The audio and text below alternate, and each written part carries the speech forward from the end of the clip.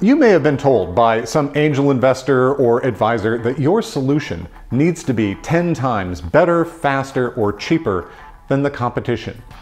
But why is that?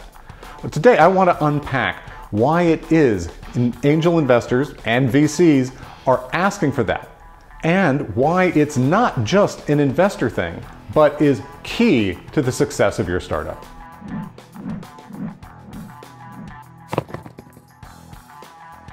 Welcome to Feel the Boot, the science of startups. I'm your host, Lance Cottrell, and I'm here to help you along your journey as a founder, to climb that nearly vertical learning curve that you're going to encounter as you build your business. I know what it's like. I've been there myself, and I have helped countless other founders along their journeys. This episode is part of a whole series of founder insights, the kind of information no one tells you about the process of running startups. All of the episodes in this playlist and all our other playlists are available also as podcasts and articles. So whether you take in information visually, orally, or through reading, we've got you covered. I also encourage you to go to Feel the Boot and sign up for our newsletter, Boot Prints. That ensures you get notified every time new episodes come out and gives you access to my free office hours so you can talk to me one-on-one to address any issues you may have that I haven't covered in other episodes or are just unique to your business. I'm going to assume that you have some kind of a solution, and let's say it's better than the alternatives that are out there.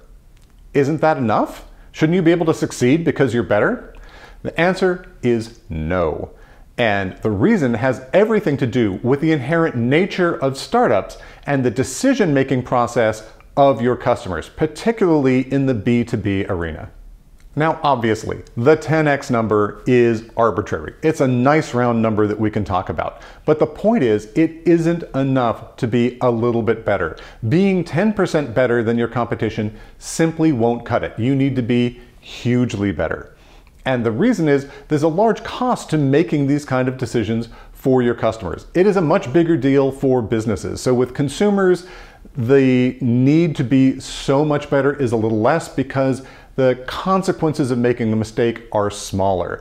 But in a B2B context where they're buying a large, expensive solution, people get fired from making the wrong decisions. And so they're very reluctant to do anything that they don't have high confidence in. And that's the problem. The first impediment is switching costs. It can take a lot in terms of time, attention, and money to shift from one solution to another, right? You've got lots of existing databases and workflows and processes that surround that. Maybe even other integrations with third-party products that you then need to replace with new versions. It's a lot of work. And a customer knows that if this doesn't work out, they now need to take all of that pain on again as they switch to something else, as they unwind this whole process. So people are always hesitant to switch from any complex implementation because of the switching costs. This is the one that actually applies to any solution with a large incumbent. It doesn't matter whether you're a startup or an established player, everyone worries about the switching costs. The second impediment for startups is the immaturity of your solution. As an early stage company, it's highly unlikely that you have something that is finely polished and exactly fits your customer's needs, has a beautiful user interface, and has all the bugs removed, right? And that's a problem. Your competitors probably do have tools like that. The big incumbents certainly do. They've been polishing this for years. So the value you're bringing has to be huge to get someone to walk away from a pretty polished, well-maintained, bug-free solution that actually is kind of inefficient and doesn't do what they want, to pick up a new solution, which is ugly, clunky, having new releases continuously, lots of bug fixes, but brings this extra value. That extra value had better be substantial to make it worth putting up with that pain. This is why so many companies have a hard time with Excel as their competition, right? They're creating new dashboards and new analytic tools, and they are far better than Excel, but it's hard to find a more robust, refined, polished, reliable solution that everyone knows how to use than Excel.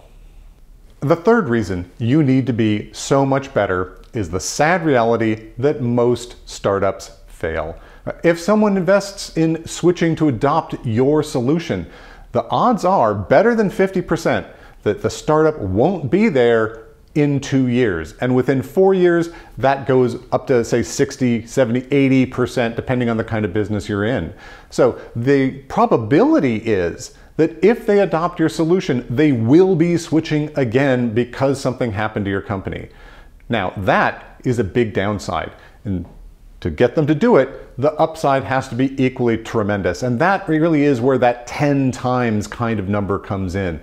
The case has to be so good, the value proposition so obvious that even if your company goes belly up in 18 months and they have to go and buy a whole new solution and go through all this pain and suffering to adopt it, the person who made the buy decision can look everyone in the eye and say, of course I made this decision. Look at how much more productive, how amazing this was, and how it helped us even in the 18 months we had it, right? It was a no-brainer. Anyone else would have made the same decision in the same situation.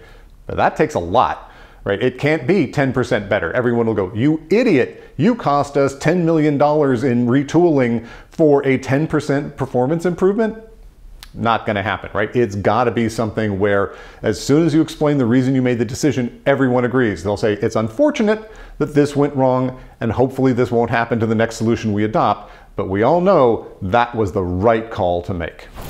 Thanks for watching this episode. I hope you found it useful and interesting, and if so, do the usual: like, subscribe, ring that bell, share this episode with other founders. Put this out as widely as you can. I'm trying to help as many startups as I possibly can. That's why I created this channel. I also encourage you to get my office hours. Go over to filltheboot.com/advising. That'll give you all the options, one of which is free office hours, which you get by signing up to my newsletter, Boot Prints. Very low volume, never sell any of your personal information. All we do is let you know every time new episodes come out. And until next time, ciao.